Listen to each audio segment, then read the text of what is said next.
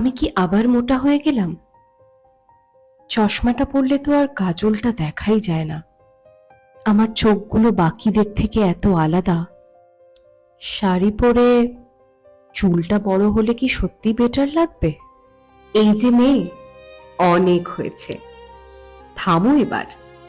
নিজেকে নতুন চোখে দেখো। তোমার বুদ্ধি, শিক্ষা, ব্যক্তিত্ব, সাহস জুড়ে ছড়িয়ে পড়ছে তোমার সৌন্দর্য।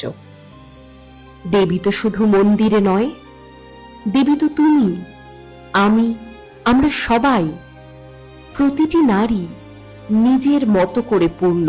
তাই এবার পুজোয় নিজেকে আরেকটু বেশি ভালোবাসো, কারণ তুমি ঠিক যেমন তেমনটাই যথেষ্ট।